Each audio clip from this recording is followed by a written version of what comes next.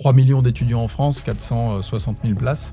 Donc la profondeur de marché est certaine. Pour l'investisseur, ce qui est extrêmement important, et là, ça peut avoir un coût financier aussi pour lui, c'est la qualité du mobilier qu'on va mettre dans les résidences. À aucun moment, un gestionnaire qui n'est pas rentable pourra te renouveler un bail commercial dans les bonnes conditions.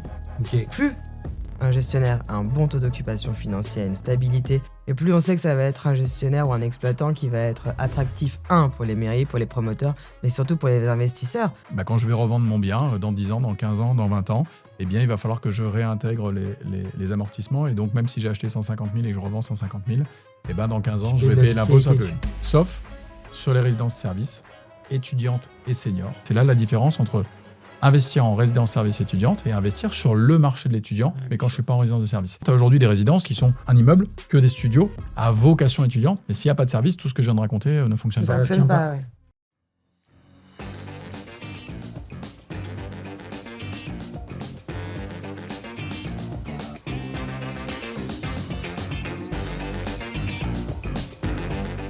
Bienvenue dans nos 41 mètres carrés.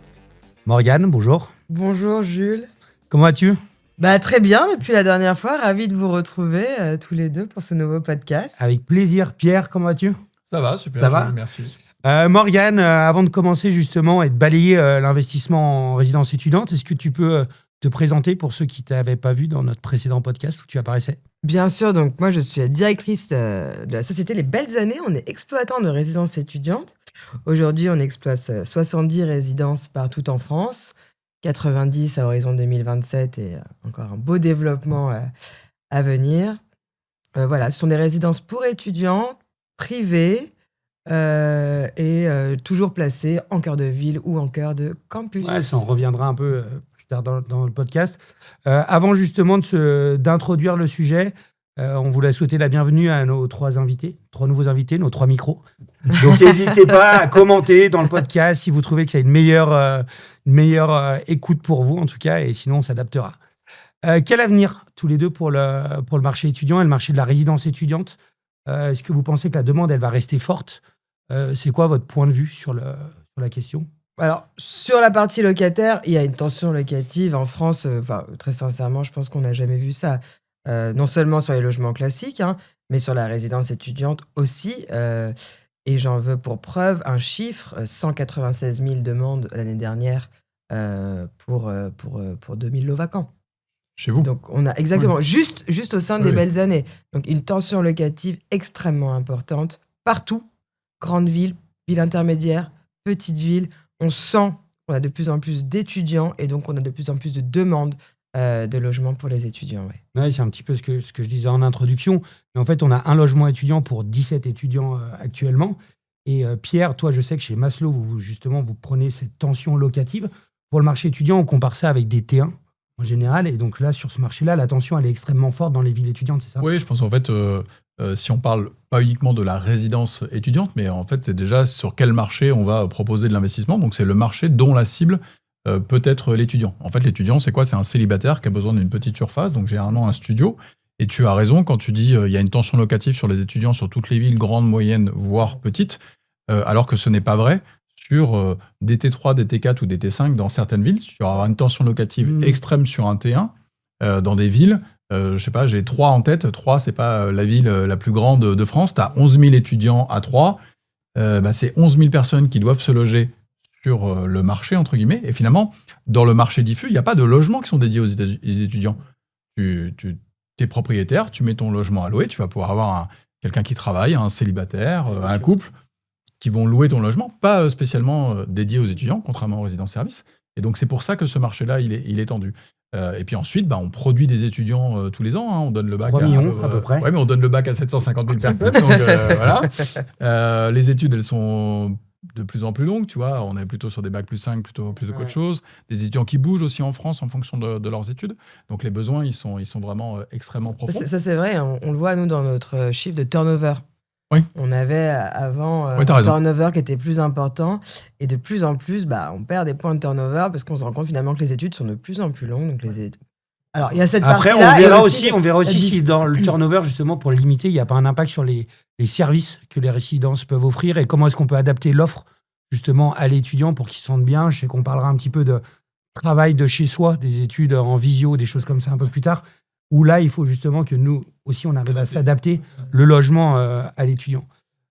Pierre, tu parlais de profondeur de marché. Je sais que tu avais déjà donné ton point de vue dans un podcast Célèbre. Presque Aussi célèbre que 41 aussi mètres carrés. célèbre que 41 mètres carrés, en tout cas, c'est ce que je nous souhaite. Qui était la Martingale, c'est ça? Épisode 229 pour ceux qui veulent épisode écouter. 229, ok. Justement, dans cet épisode, vous parliez de profondeur de marché.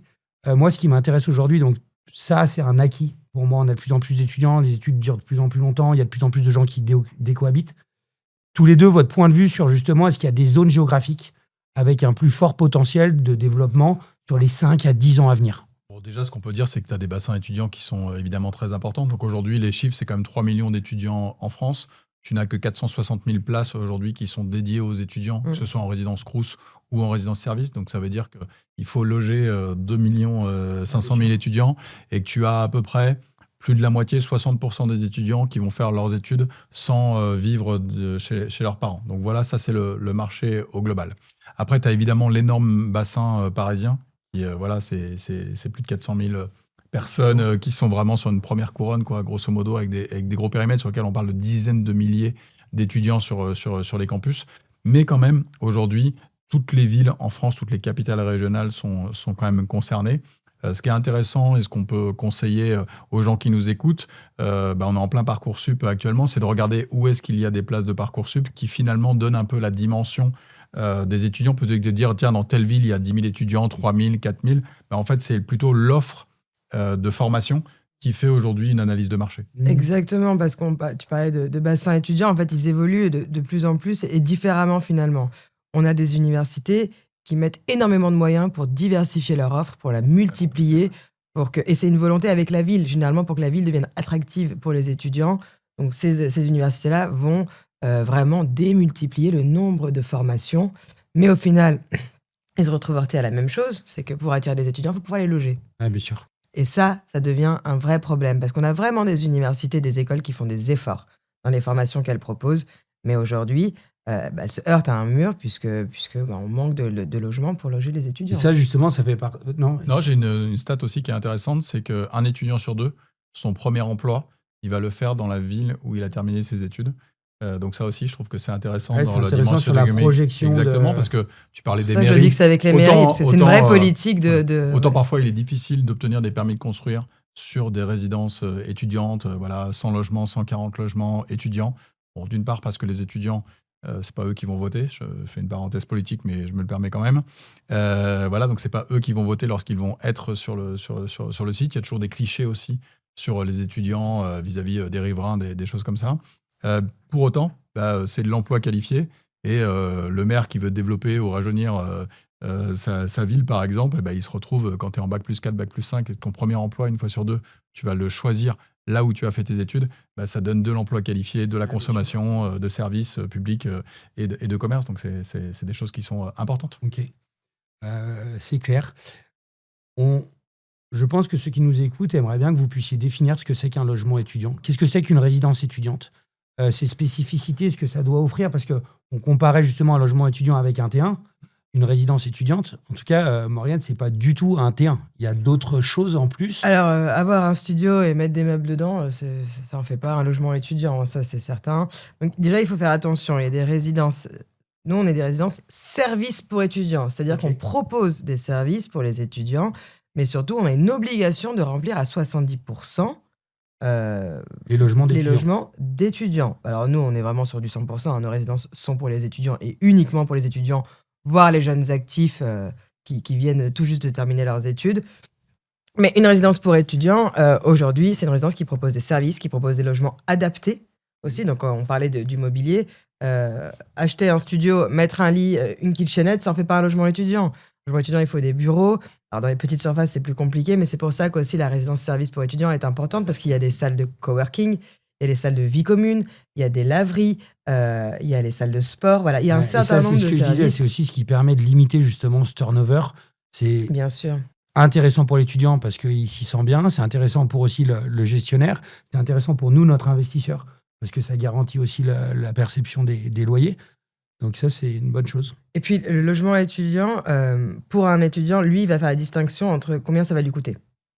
C'est-à-dire que s'il va louer un studio dans un immeuble classique. Qu'est-ce qu'il va devoir rajouter il va en avoir plus son loyer, mais il va avoir son entretien de chaudière à payer, il va avoir ses charges, donc électricité, chauffage, Sa box internet, chaude, Ses froide, abonnements. sa box internet, son Son abonnement à la salle de sport, la laverie en plus s'il n'a pas de machine à laver chez lui. Donc en fait, ce qui va se passer, c'est que dans un logement classique qu'on va meubler, qu'on va dire ça c'est un studio pour étudiants, l'étudiant à la fin il va pas avoir une idée précise de ses finances. Et ce qui est très important, parce qu'on sait qu'en tant qu'étudiant, les finances, c'est un vrai sujet. Ce qui est très important aujourd'hui pour nous, pour les étudiants, et on le voit, c'est d'avoir un loyer tout compris. C'est-à-dire qu'ils savent exactement combien ils vont dépenser pour se loger et pour tous ces services-là, finalement, sur un mois. Il n'y a pas de surprise. En fait, c'est ça qui est important, c'est qu'il n'y a pas de surprise et il n'y a pas de frais additionnels, comme on disait, la salle de sport. Non, c'est inclus, c'est mis à disposition. Ça leur permet une visibilité, une tranquillité. Ouais, exactement. Et d'avoir une visibilité et surtout de s'assurer d'être éligible aux APL. Puisqu'il faut savoir qu'aujourd'hui, les APL financent une très, très, très grande partie des étudiants qui se logent. En tout cas, nous, sur les résidences-services étudiantes, les belles années, on aime dire qu'on est sponsorisé par les APL, mais tant mieux pour les étudiants, parce que je pense que sinon, ils ne pourraient pas se loger. Ouais, très sincèrement, ils ne pourraient pas se loger. Ouais.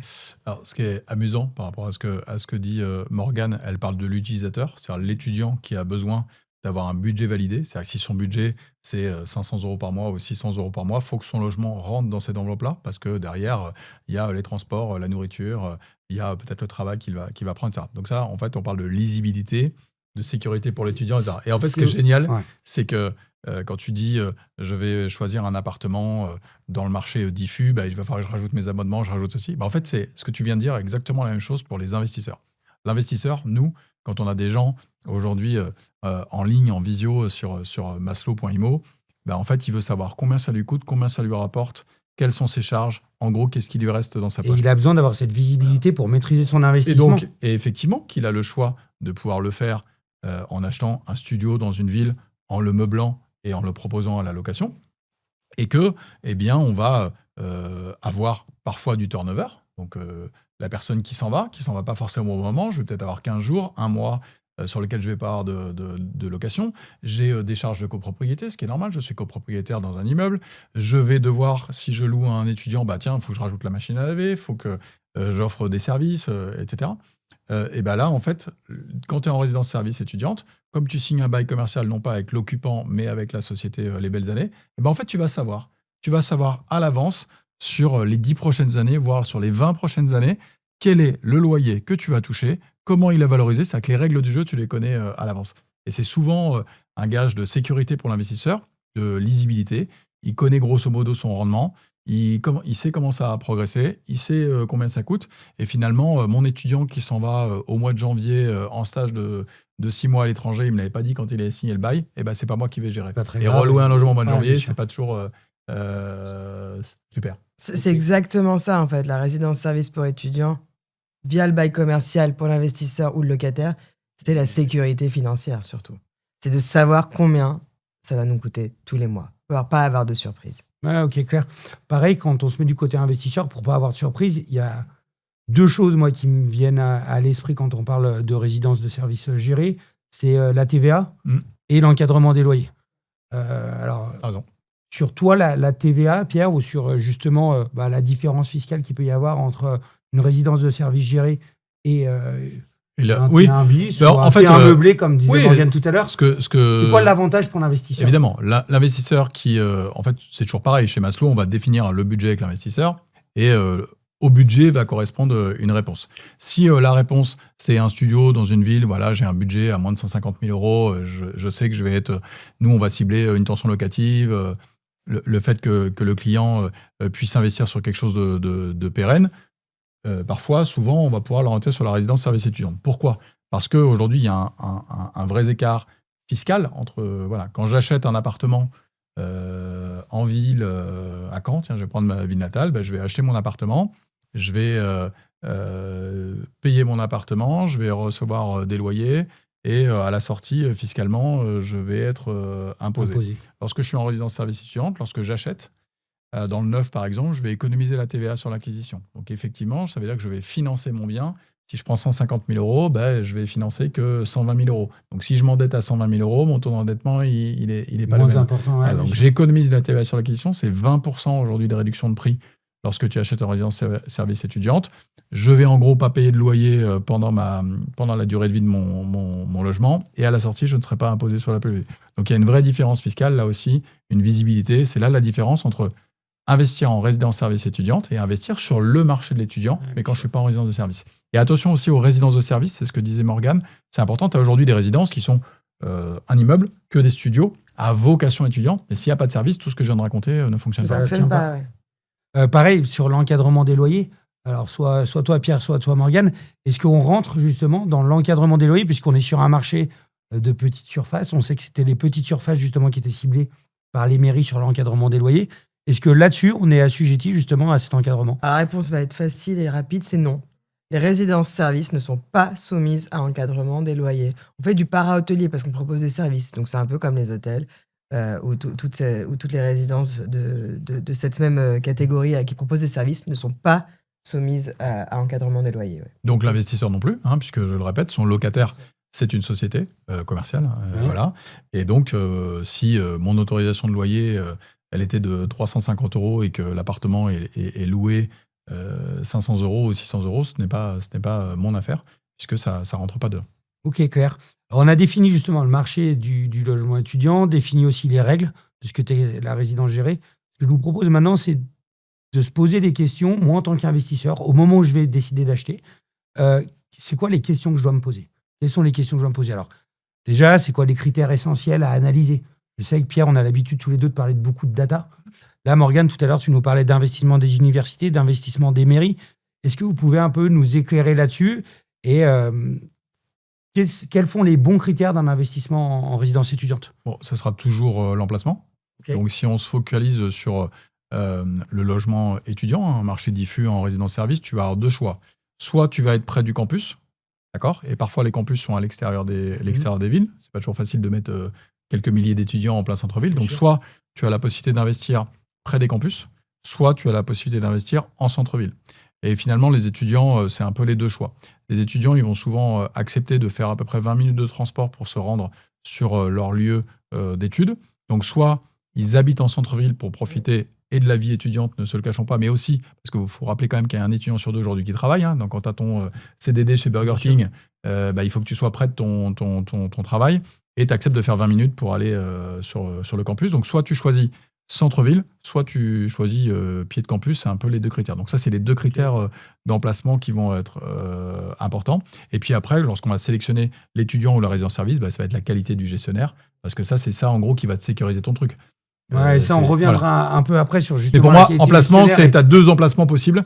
Campus, centre-ville. Ou centre-ville. Avec transport en commun au pied de la résidence. Ça, c'est une obligation chez vous, les alors années, nous, c'est dans la sélection. Obligatoire. C'est-à-dire qu'un étudiant déjà qui n'est pas en centre-ville, par exemple en campus, plus une résidence sur le campus, il va vouloir un transport en commun. Nous, on est vraiment, c'est soit tram, soit métro, juste au pied de la résidence, pour un accès direct à la gare, pour rentrer chez lui le week-end, pour un accès direct pour aller à l'école. Si l'étudiant doit marcher 15 minutes ou 20 minutes pour aller prendre son bus, pour ensuite avoir une demi-heure de bus, c'est-à-dire l'exploitant va avoir un réel problème pour remplir sa résidence. Et on revient aussi au turnover pour remplir sa résidence, il va avoir un réel problème pour reverser ses loyers. C'est pour ça que vraiment l'emplacement est extrêmement important. Ça reste de l'immobilier. Bien sûr. D'accord. Donc dans l'immobilier, l'emplacement reste important. Donc quel est le bon emplacement par rapport à ma cible de location ? Ma cible de location, c'est l'étudiant. Donc ton bon emplacement, c'est centre-ville, transport qui me permet d'aller au campus, ou sur le campus, mais le lien entre le campus et la gare, parce que quand tu fais des études à Dijon, c'est pas les gens qui habitent à Dijon qui vont faire leurs études à Dijon, c'est les gens qui viennent autour, voire de loin. Donc c'est les deux typologies d'emplacement qu'on doit avoir. Ok, très clair. Vous m'avez convaincu, on est sur un marché avec une profondeur extrême. J'ai envie, en plus, je trouve que il y a un bien fondé d'investir dans les étudiants et dans le logement étudiant. Intellectuellement, ça me plaît. Combien ça coûte ? C'est quoi en moyenne le prix d'un logement étudiant en résidence gérée, avec un emplacement au top, près des trams, les commodités à côté, à peu près une enveloppe moyenne d'investissement ? Alors, de toute façon, ça va correspondre quand même au marché immobilier en général que tu vas avoir sur ton secteur. Donc, tu as une différence entre les tailles de ville. Si je veux faire des cotes mal taillées, on va dire en province, sur des villes moyennes, on va avoir des tickets d'investissement qui vont se situer entre 70 et 90 000 euros. D'accord ? Oui. Donc là, je vais parler de Lorient, de Vannes, de Brest, de Caen, de Troyes, Dijon, Besançon, ces enveloppes-là. Sur des villes qui peuvent être plus importantes en Provence, du Lyon, du Marseille, du Bordeaux, du Rennes, du Lille, on va être sur des enveloppes d'investissement entre 100 et 120, 130 000 euros d'investissement. Et puis sur le bassin parisien, on va être sur des enveloppes entre 110 et 140 000 euros d'investissement pour des studios neufs sur une TVA récupérée. C'est à peu près les enveloppes d'investissement. Donc ça correspond parfaitement aux enveloppes des primo-investisseurs. C'est-à-dire celui qui veut faire son premier investissement, qui a peur de beaucoup de choses et qui veut sécuriser son investissement. Alors là, Pierre, je vais te couper parce que tu vas trop vite. On verra après à qui et pourquoi est-ce qu'on investit. Donc je t'ai répondu sur les prix. Tu m'as répondu sur les prix. Par contre, je trouvais que c'était hyper intéressant ce que tu disais, qu'il ne faut pas que mon prix au mètre carré il soit décorrélé du marché. Et je sais que tu as l'habitude, toi, avec Maslow et sur Maslow.imo, d'aussi venir comparer ça au prix au mètre carré à des logements dans l'ancien, neuf, T1, de la même surface. Est-ce que je suis largement au-dessus du marché, largement en dessous, et de comprendre ça. C'est un studio. Ouais, voilà. Donc le studio, ça reste un logement. ton studio ouais. à Bordeaux, c'est un vrai appartement. Il est exploité par un exploitant, mais c'est un studio à Bordeaux. Donc je veux comparer combien coûte un studio à Bordeaux. Ok. Est-ce qu'il y a, très clair, merci Pierre pour ta réponse, est-ce qu'il y a des coûts associés différents par rapport à un autre investissement immobilier traditionnel ou pas ? Alors, il va y avoir moins de coûts, on va dire, surtout. Et ça, c'est l'avantage du bail commercial. Hein. On le disait tout à l'heure, c'est la sécurité financière, sécurité juridique aussi. On va avoir une lisibilité sur les coûts, mais en tout cas, voilà, ils vont être, on va dire qu'ils vont être plafonnés, ils vont être encadrés. On ne va pas pouvoir, comme un logement classique, augmenter les charges de manière, j'allais dire, aléatoire, parce que les charges de syndic sont quand même très importantes, de plus en plus en ce moment, on le sent. Donc c'est une sécurité financière importante pour les charges de copro surtout. Hein. En fait, l'écart qu'il y a aujourd'hui. Est-ce qu'on peut comparer les charges de copro entre ce fameux T1 qu'est-ce que je vais avoir comme charge à payer en tant qu'investisseur et dans une résidence étudiante, qu'est-ce que mes charges, elles sont quand même extrêmement limitées. Elles sont lisibles et j'ai une vraie. Tu parlais de sérénité. Oui, parce qu'en fait, dans mon investissement. Avant de comparer le coût, il faut comparer aussi les charges. C'est-à-dire que dans un immeuble classique, on ne va pas avoir des espaces communs de partout pour tout le monde. Donc c'est important de dire que quand même dans une résidence étudiante, on a beaucoup plus d'espaces communs avec la laverie, comme je disais tout à l'heure, la salle de coworking, tout ça. Mais on va voir qu'au final... Le bureau de l'intendant. Vraiment, les espaces de stockage, le local vélo et un certain nombre de choses quand même assez importantes qui font partie des espaces communs de la résidence. Et pour autant, le coût n'est pas plus élevé. Bien au contraire, en fait, il est maîtrisé. Il est encadré par le bail commercial. Je suis dans un immeuble sur lequel je suis propriétaire d'un studio, je vais payer des charges de copropriété sur une petite surface. Mais c'est vrai que les charges de copropriété, aujourd'hui, elles restent importantes en général. Et là, tu peux avoir pas de commun dans un immeuble. Là, tu as des communs qui sont grands et importants, parce qu'il faut des services. Mais c'est l'exploitant qui exploite ces services, puisqu'il doit les offrir aux étudiants. Donc toi, tes charges de copropriété sont ridicules. Si tu veux que je te donne des prix, on va être à 50 € par trimestre sur une résidence service étudiante, quand je vais être à 200-300 € par trimestre sur une copropriété classique dans l'ancien. Exactement. Et là, justement, vous parliez des parties communes. Je sais qu'il y a un vrai point d'attention à avoir quand on décide d'investir en résidence service gérée en étudiant. C'est est-ce que je suis propriétaire des parties communes ? Est-ce que les parties communes, elles m'appartiennent ? Si gestionnaire part, là-dessus, il y a un vrai point de vigilance. Alors, je vais répondre pour juste nos pour les belles années, et ensuite non je vais laisser Pierre, qui connaît bien le marché. Non, mais parce que moi, je veux qu'on mette en avant justement là-dessus, en tant qu'investisseur chez les belles années, est-ce que je suis propriétaire aussi des parties communes ? Les investisseurs et les propriétaires sont propriétaires des parties communes. Nous les exploitons au même titre que les logements, donc les parties privatives, mais ils sont propriétaires des parties communes. Et ça, c'est une vraie différence, Pierre, en tant qu'investisseur. Voilà, il est arrivé par le passé dans des résidences de tourisme sur lesquelles, par exemple, tu avais des piscines, des parties communes, ou dans des résidences seniors sur lesquelles il faut beaucoup de services, restauration. Parfois, tu avais même des pseudo-commerces, soit un endroit pour la coiffure, etc. Ou piscine, sur des trucs haut de gamme, que ces parties communes ne soient pas propriété des investisseurs. Et donc, si jamais il y a un souci avec l'exploitant, tu retrouves effectivement la liberté d'exploitation de ton logement. Bien sûr. Mais tu avais tout le rez-de-chaussée qui ne t'appartenait pas, et donc c'était complexe. Donc, c'est un des éléments à surveiller aujourd'hui lorsqu'on investit. Ok. Je t'ai coupé tout à l'heure, Pierre, mais c'est parce que je voulais en parler maintenant. On a vu qu'on était sur des tickets entre 70 000, 150 000, 160 000 € en fonction des la zone géographique et de l'emplacement que tu choisis. Mais en gros, tu peux quand même dire qu'aujourd'hui, entre 90 et 120 000 euros, tu as 80% du marché. Ok. Justement, à qui ou pourquoi moi j'irais investir en logement étudiant? C'est-à-dire, on a l'habitude chez Maslow.imo de parler et de partir d'abord des objectifs de nos clients, Bien sûr. ensuite de venir trouver le véhicule le plus adapté. Ouais. Justement, là, on parle de résidence étudiante. À quoi ça peut correspondre comme objectif et à qui vous avez comme profil, en tout cas client chez Maslow.imo? Premier, c'est souhait d'investir dans l'immobilier en toute sécurité, en gros, sans ennui. Ok. D'accord. Donc ça, c'est le premier sujet. Ok. Évidemment. Et après, si on parle d'objectifs, tu en as plusieurs. Le premier objectif, c'est souvent la préparation à la retraite, puisque investir dans ce type de résidence me donne une visibilité sur le long terme, un bail commercial de 10 ans renouvelé. Donc en fait, sur les 20 prochaines années, tu as une certitude de ton loyer. Donc loyer garanti non fiscalisé égale source de revenus complémentaires au moment où je pars à la retraite. Donc préparation de la retraite. Même la révision du loyer dans le bail commercial, pardon. Oui, tu connais tout. Voilà. Elle est inscrite. Tu connais à l'avance l'augmentation de tes loyers. Exactement.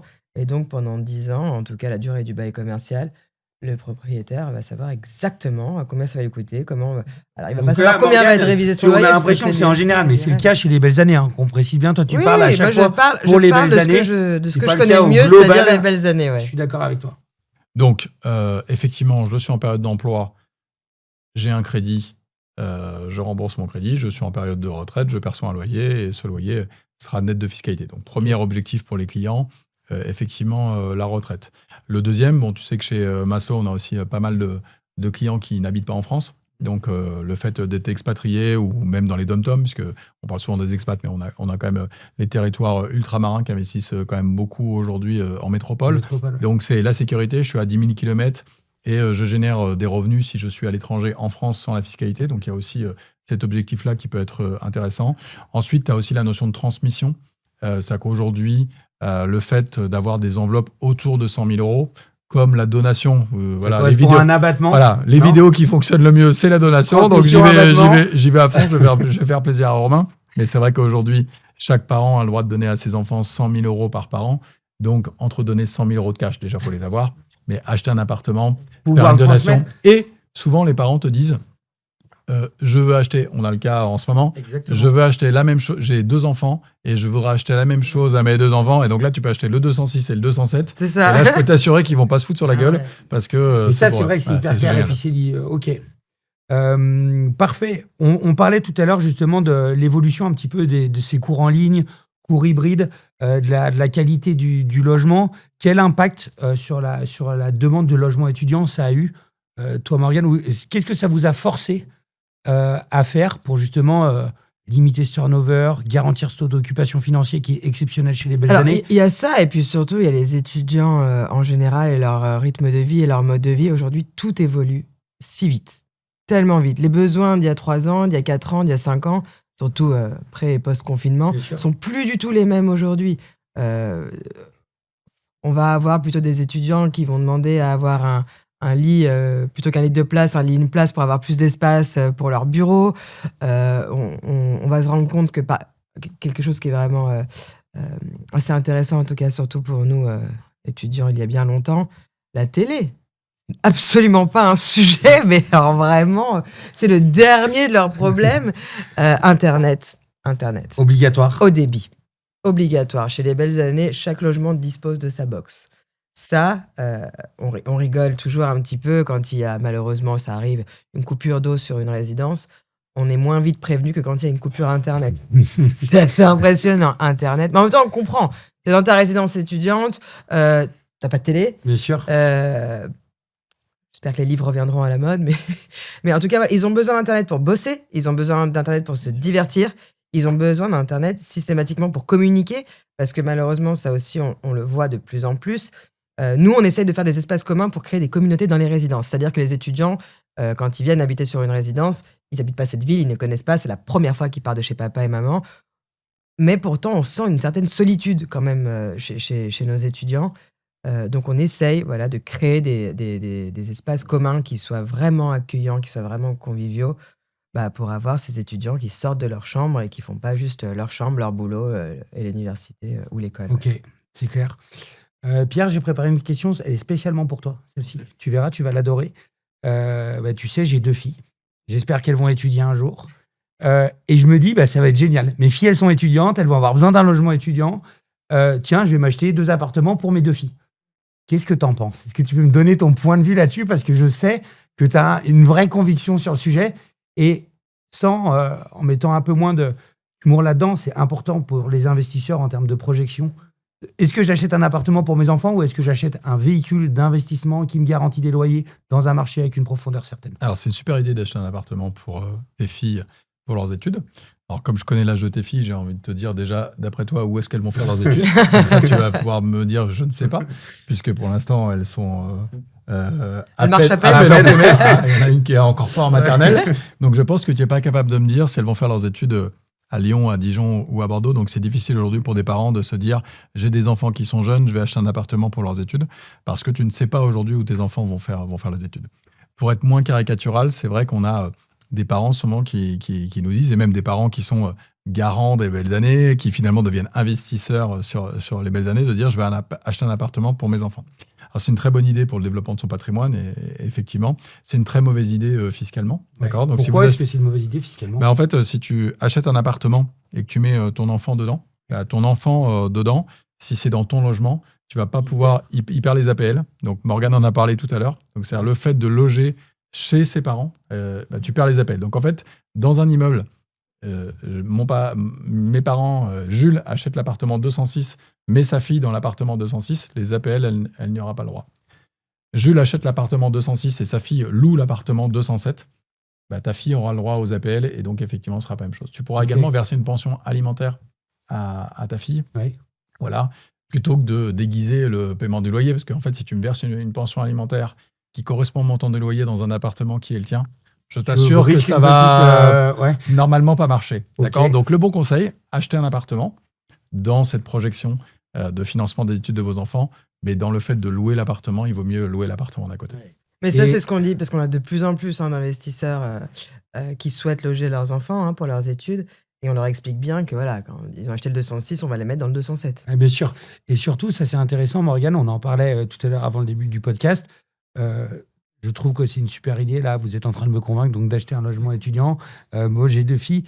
Ce qui est intéressant, c'est que si j'achète avec les belles années, donc mes filles iront faire leurs études où elles voudront, si elles font des études, j'ai aussi, moi, je passe en priorité, c'est ça? Bien sûr. Alors, pour loger mes filles dans n'importe laquelle de vos résidences. Bien sûr. Oui. Nous, ça nous paraît évident. Je ne sais pas si c'est partout pareil, mais en tout cas, chez les belles années, bien évidemment que les clients ont la priorité. J'ai dit tout à l'heure, l'année dernière, 196 000 demandes. Donc, pour 2000 logements? Pour 2000 logements vacants, ouais. Enfin, pour 2000 logements disponibles. Pas vacants, mais disponibles.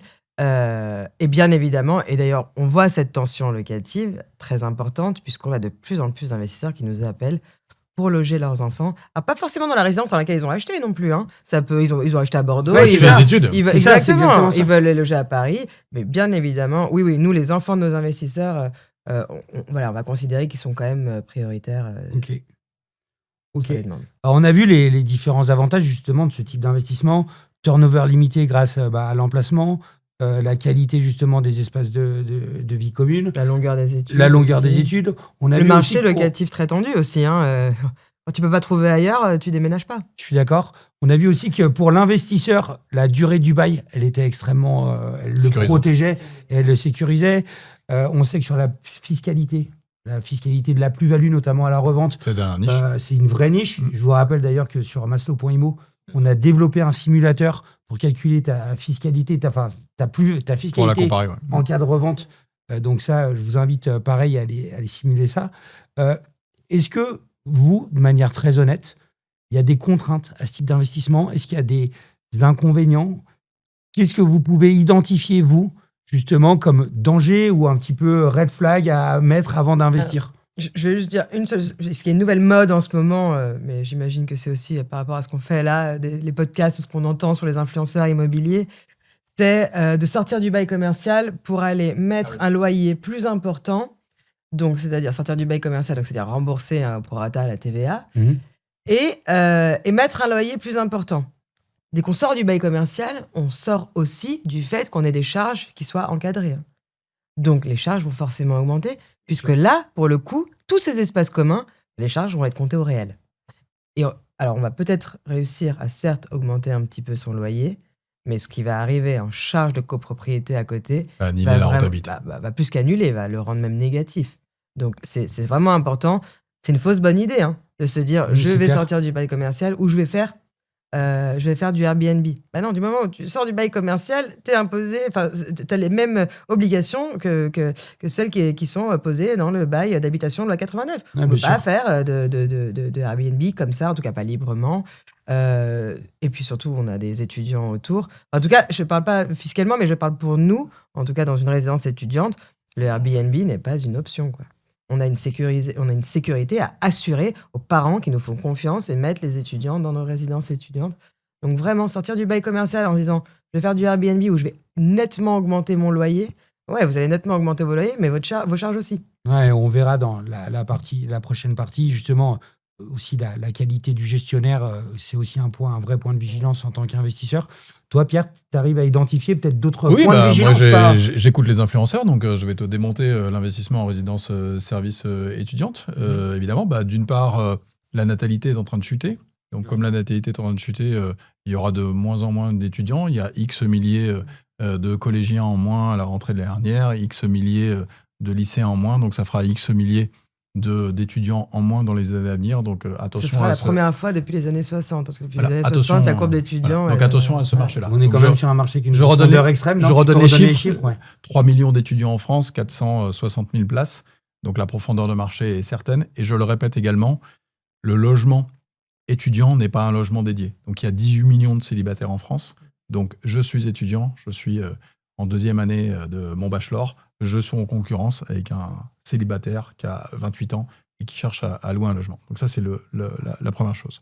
De deux, souvent, il y a le fait de se dire le turnover. Parce qu'on dit que quand il y a du turnover, il y a besoin de plus de maintenance, plus d'entretien dans un logement. Donc c'est vrai, si tu loues ton logement en Airbnb et que tu changes de locataire toutes les semaines, tu auras plus besoin d'entretien que quelqu'un qui va rester 4 ans dans ton logement.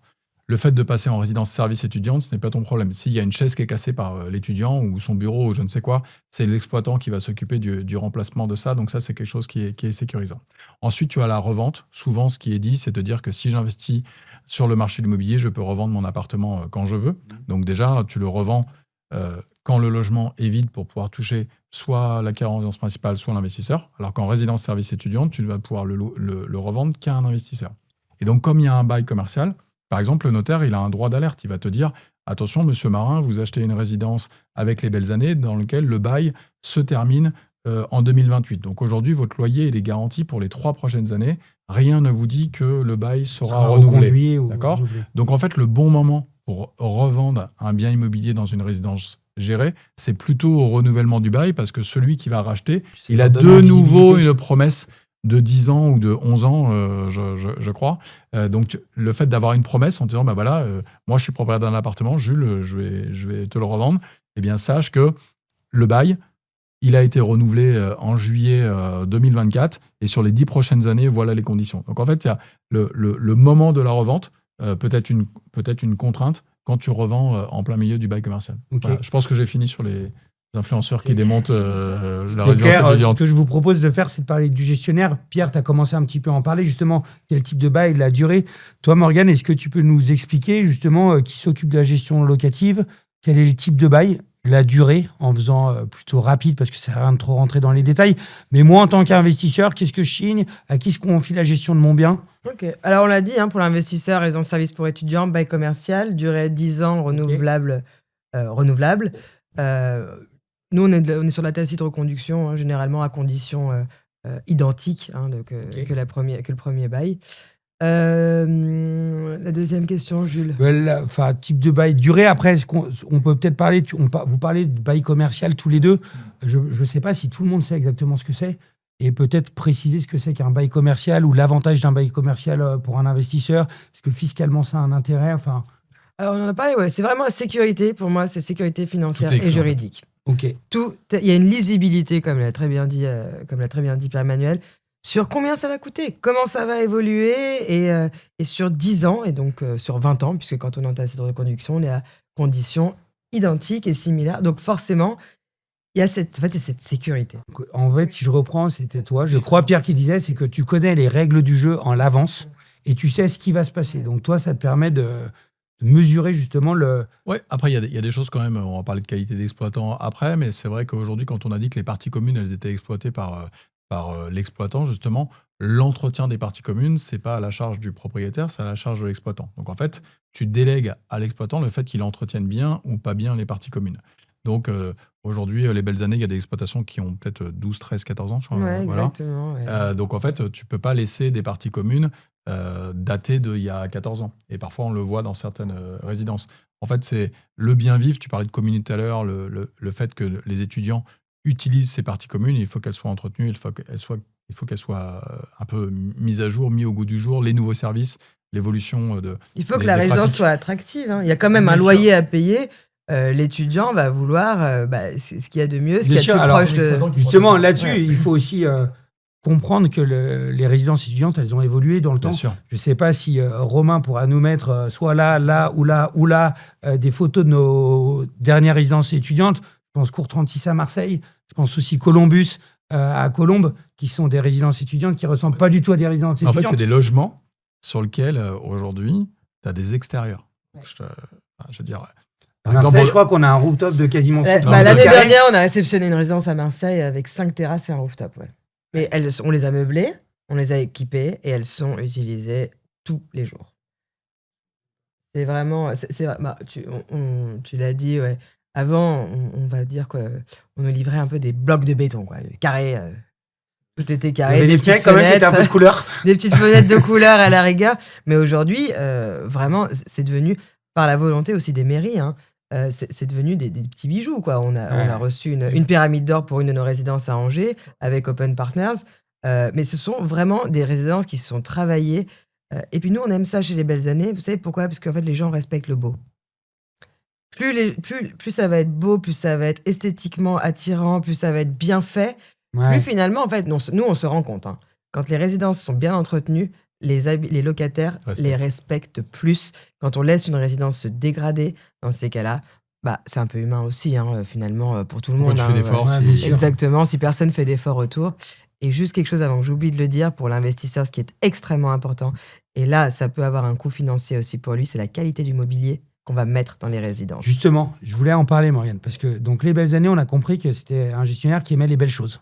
Donc, il construisait de belles résidences. Mais moi, en tant qu'investisseur... Et de qualité, hein. Et de qualité. Comment, justement, je peux me garantir que mon gestionnaire, il est fiable ? Quelles sont les questions que je dois me poser ? Quels sont les indicateurs que je dois regarder ? Comment est-ce que je détermine, justement, la fiabilité de mon gestionnaire ? Et comme ça, je vais parler du côté exploitant. Il y a une chose qui est importante pour un exploitant, c'est son TOF, le taux d'occupation financier. Là où ce TOF peut être mis à mal, c'est quand la résidence est dite mixte. C'est-à-dire qu'on va mélanger des étudiants avec des seniors ou avec du co-living. Et là, on va un petit peu risquer de perdre une cohérence déjà dans le projet. Donc, on va attirer moins d'étudiants. Mais surtout, on va avoir plus de vacances locatives. C'est-à-dire dans le co-living ou quand on va louer, par exemple, une partie de la résidence à la nuitée. Forcément, on va avoir beaucoup plus de vacances locatives, de trous. Donc, un taux d'occupation financier qui va être impacté forcément. Et les reversements d'un exploitant, les reversements de loyer, se font en fonction du taux d'occupation financier. Okay. Plus un gestionnaire a un bon taux d'occupation financier, une stabilité dans ses finances, hein, tout simplement, et plus on sait que ça va être un gestionnaire ou un exploitant qui va être attractif, pour les mairies, pour les promoteurs, mais surtout pour les investisseurs. S'assurer que, on l'a vu pendant la crise du Covid, certains exploitants d'étudiants, nombreux, ont été obligés d'arrêter de payer les loyers. Il s'est passé quoi chez les belles années, Morgane ? Nous avons payé 100% des loyers puisque nous avons maintenu le taux d'occupation financière, ce qui nous a permis de reverser sans aucun Donc, indicateur à regarder, taux d'occupation financier, c'est quoi le taux d'occupation financier moyen pour un gestionnaire en France ? Alors, ça dépend. En moyenne. Dans le public ou dans le privé, ça dépend. On va plutôt être entre 85 et 90%. Okay. Et chez les belles années ? On est à 98%. Ok, donc ça, c'est la première chose. En fait, c'est assez simple à comprendre. Tu parlais de protection de l'investisseur et choix du gestionnaire. Okay. Donc, pour bien choisir son gestionnaire, tu peux déjà regarder les résidences qu'il exploite. Si tu as la chance d'en avoir une pas loin de chez toi, d'accord, va voir une résidence en exploitation pour voir comment elle est exploitée. Ça te permettra de te projeter en disant, tiens, aujourd'hui, on me fait une proposition sur une résidence à Bordeaux. Moi, j'habite pas à Bordeaux, j'habite à Mulhouse ou j'habite à Lille. tiens, je vais aller voir une résidence en exploitation à Lille pour voir comment c'est exploité. Ensuite, le taux d'occupation financier, c'est ta barrière de protection pour toi, l'investisseur. À aucun moment, un gestionnaire qui n'est pas rentable pourra te renouveler un bail commercial dans les bonnes conditions, pourra investir dans les parties communes. Exactement, s'il gagne pas l'argent. Bien sûr. Donc, pour que les gens comprennent bien l'importance du taux d'occupation financier, le locataire va payer un loyer. L'exploitant va rendre entre 70 et 75% du loyer perçu par le locataire final à l'investisseur. Donc, si tu ne loues pas les logements, on va dire au mois d'août par exemple, ou au mois de juillet, ou en juillet, en août, si tu loues pas les logements en juillet et août qui sont vacants, toi, investisseur, tu vas toucher ton loyer, c'est marqué dans le bail commercial. Que le logement soit vide ou pas vide, je te touche ton loyer. Mais si tu enlèves juillet et août, ton taux d'occupation financier, cote mal taillée, tu perds 20%. Donc, ça fait 80% de taux d'occupation financier. Et je vais te rendre entre 70 et 75% du loyer. Donc, je perds de l'argent, je ne suis pas rentable, je n'ai pas les moyens d'entretenir la résidence et je n'aurai pas les moyens de te proposer un renouvellement de bail avec un loyer qu'on va progresser sur donc les la résidence, elle se dégrade. Ce qui n'est pas beau, on l'entretient pas. Donc dans le futur, c'est important de comprendre que c'est un effet en cascade parce que c'est pas uniquement l'impact sur les loyers. Ça va être la dégradation de la résidence, ça va être l'incapacité exactement de l'entretenir. Et quand on n'entretient pas un immeuble, la dégradation peut être très rapide. Et derrière, extrêmement coûteuse. Donc, taux d'occupation financier hyper important. Ouais, et toi, tu parlais d'aller constater, d'aller visiter les résidences étudiantes qui sont exploitées. Ce qui est important, je trouve aussi, c'est la visibilité là-dessus que tu peux avoir sur le mobilier. La qualité du mobilier, parce qu'on parlait de charge tout à l'heure pour l'investisseur. Le mobilier, pour le coup, c'est ce qui est à la charge de l'investisseur. Bien sûr, tu achètes un appartement et tu achètes les meubles. Donc les meubles t'appartiennent. Donc ça, c'est important d'avoir un mobilier de qualité au départ, quand même. Ce que nous, on dit à nos investisseurs, c'est de se dire aujourd'hui, tu vas payer, je ne sais pas moi, 3 500, 4 000 euros de mobilier quand tu achètes ton appartement. En gros, tu prends ces 3 500 euros-là, tu les divises par 10 ans, la durée du bail, et considère qu'au bout de 10 ans, est-ce qu'il est normal qu'on renouvelle le mobilier? La réponse est oui. Donc, intègre ça dans ton épargne mensuelle, de se dire que tu vas mettre 30 euros par mois pour le renouvellement du mobilier. Ça, comme ça, au moins, il n'y a pas de surprise. En tous les cas, c'est le conseil que je pourrais apporter. C'est vrai qu'aujourd'hui, chez les Belles Années, le matériel, il est très solide. Enfin, je crois que vous fabriquez ça en France. Il est très solide. On fabrique ça en France. Un partenaire qui a son usine ici en France, une superbe usine que j'ai eu la chance de visiter. Et un mobilier, aujourd'hui, sur notre résidence la plus ancienne, qui a 14 ans, qu'on n'a toujours pas eu besoin de renouveler.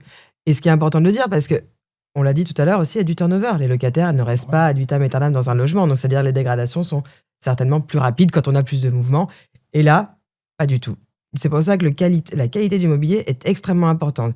Pas cher, c'est trop cher. On peut aller meubler avec du Ikea, mais vous allez le remplacer tous les ans. Je dis tous les ans pour être sympa, parce que les petites tables à 5 euros, là, elles ne tiennent pas plus de 6 mois. Quoi. Donc, c'est très, très important. Vaut mieux investir dans du mobilier de qualité. En plus, fabriqué en France, quand même, on est heureux de le dire. Parce que derrière, ça va coûter moins cher, tout simplement, pour l'investisseur. Il ne va pas avoir besoin de le renouveler tous les 3-4 ans parce qu'il y a eu parce qu'on n'était pas sur de la bonne qualité. C'est vraiment aussi simple comme ça, la qualité. Ok. Pour terminer cette partie, Morgane, est-ce que tu peux nous donner un peu de visibilité sur quel est le mois ou la période où vous recevez le plus de demandes, justement le mois de septembre, comme sur TF1. Parce qu'une rentrée, ça commence en septembre. Bien sûr, et en septembre... en septembre, il se passe quoi chez les Belles Années? En septembre, on a déjà rempli les résidences depuis 4 mois. Non, mais c'est important de comprendre. Aussi bien, ça, je te pose cette question, aussi bien pour notre investisseur. Oui, bien sûr. On parlait du turnover, aussi bien aussi pour peut-être les parents de futurs étudiants qui vont cohabiter l'année prochaine.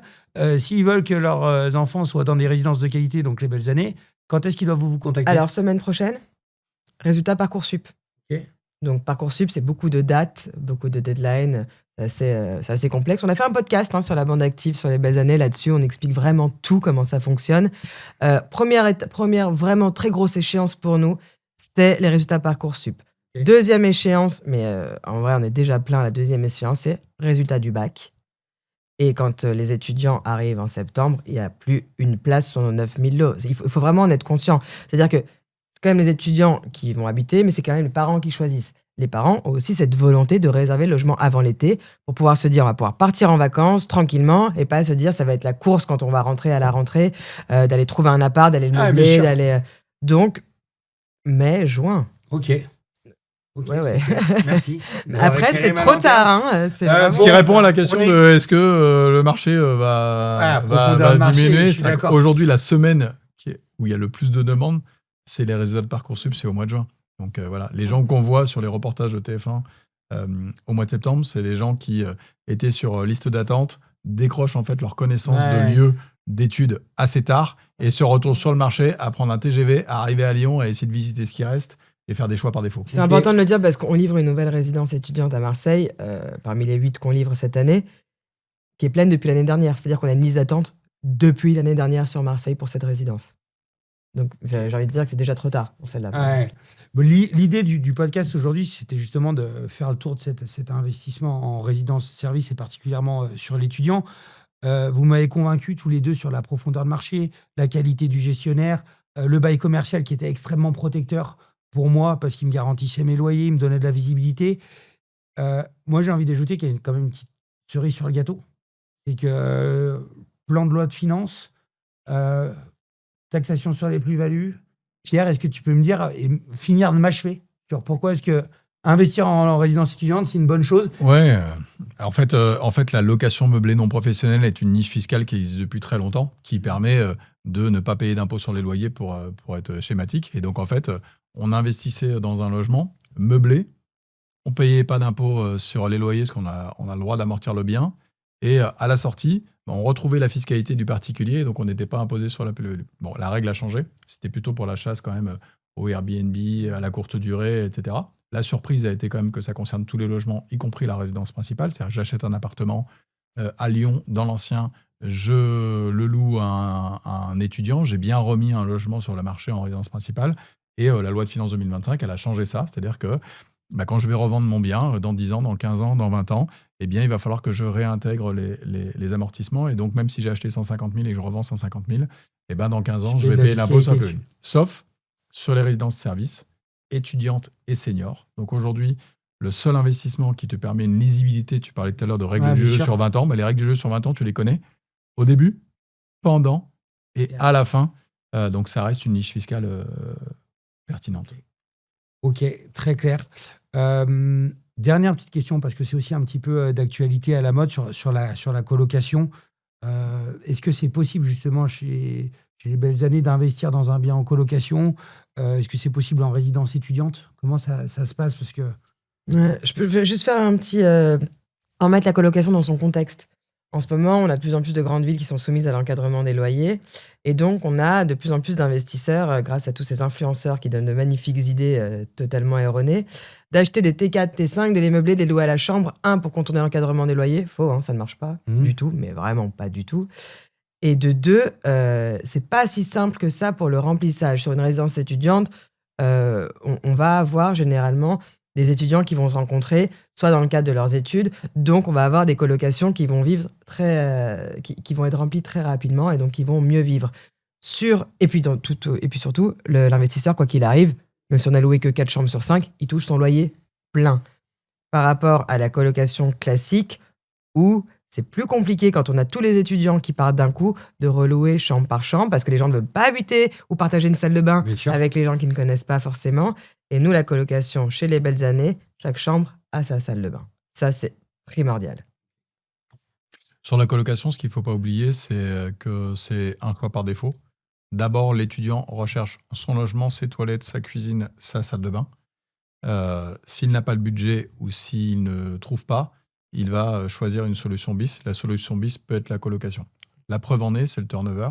Aujourd'hui, une chambre en colocation, la moyenne du turnover, c'est 8 mois. Donc, c'est-à-dire que sur un appartement qui va avoir 3 ou 4 chambres, tous les 8 mois, je vais avoir un turnover. Et évidemment, ça demande aussi un peu d'entretien. Donc, il faut aussi faire attention à ça. Dégradation, je pense que la si tu mets 5 personnes dans un appartement qui changent tous les 8 mois, c'est normal que tu aies plus d'investissement. Et il faut offrir des services, c'est-à-dire que ne te passe pas du ménage si tu fais de la colocation, ne te passe pas de l'entretien. Est-ce que tu penses qu'un de tes colocataires va enlever le petit truc sur la machine à laver pour retrouver mes trucs de chemise, mes petites barrettes de chemise, même pas en rêve. Et donc, voilà, ça demande de l'investissement. Et effectivement, le contournement sur l'encadrement, en fait, comment je passe à côté du système ça peut marcher, ça fonctionne en tous les cas souvent un temps. Et donc pour les investisseurs qui veulent de la sécurité, de la visibilité sur 10 ans, sur 15 ans, sur 20 ans, le Airbnb, ça a marché, ça marche moins. La colocation, ça peut fonctionner, mais aujourd'hui l'encadrement des loyers, il y a de toute façon des pièges. Ok, parfait. Merci à tous les deux en tout cas. Merci de nous avoir suivis, écoutés dans nos 41 mètres carrés. On reçoit des commentaires, donc n'hésitez pas à nous en laisser et on se fera un plaisir de vous y répondre. Et commenter nos petits micros pour savoir si ça vous a plu. Excellente fin de journée à tous. Merci à tous les deux, Pierre et Morgane. C'était un plaisir d'animer ce podcast avec vous. C'est toujours un plaisir d'être avec vous aussi. Merci, Jules. Merci.